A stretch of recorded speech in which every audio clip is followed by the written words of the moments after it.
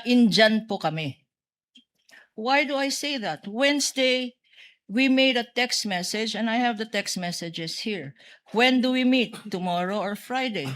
Wala pong sagot nung Wednesday. On Thursday, we waited the whole day. Kailan tayo magmi-meet? Thursday na ngayon. Friday na bukas. Our witness will be on board on Monday.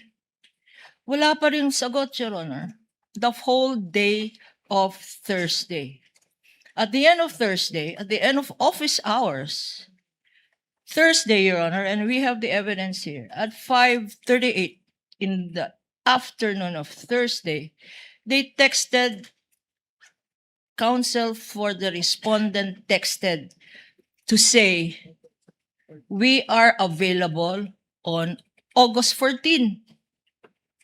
This coming Friday, Your Honor, August 14, when napakalinaw naman sa directive ng presiding officer na mag-agree on a date on Thursday or Friday of last week. August 14, what good will that do us? The hearing is today, August 10, and they want us to appear before the clerk of court to compare documents on August 14. For what purpose, Your Honor?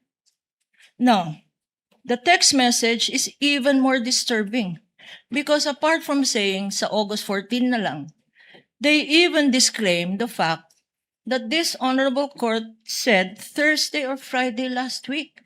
Wala naman daw sinabi ang presiding officer except to set a time, date, and time mutually agreed upon by the parties. That is bad faith, Your Honor, because sinabi ng presiding officer ang specific dates, Thursday or Friday last week.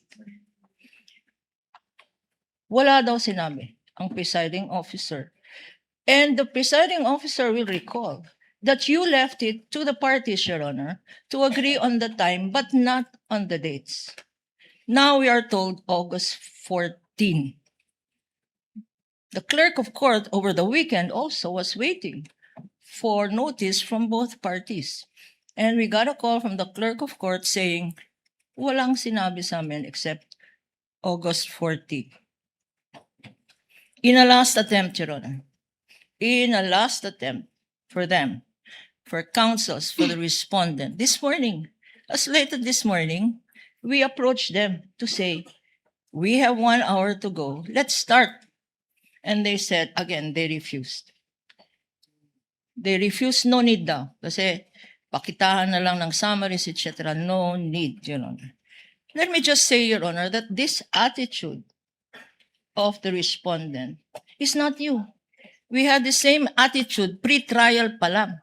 Ayaw na mag-stipulate. Why? Because daw, hindi faithful reproduction.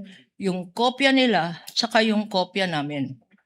Bakit hindi faithful reproduction? Because ang pinag-awayan, presiding officer, Your Honors, isa lang ang pinag-awayan, covering page. Covering page ng 4,492 documents na yan. Ang pinag-awayan, covering page. And that's why they did not want to stipulate.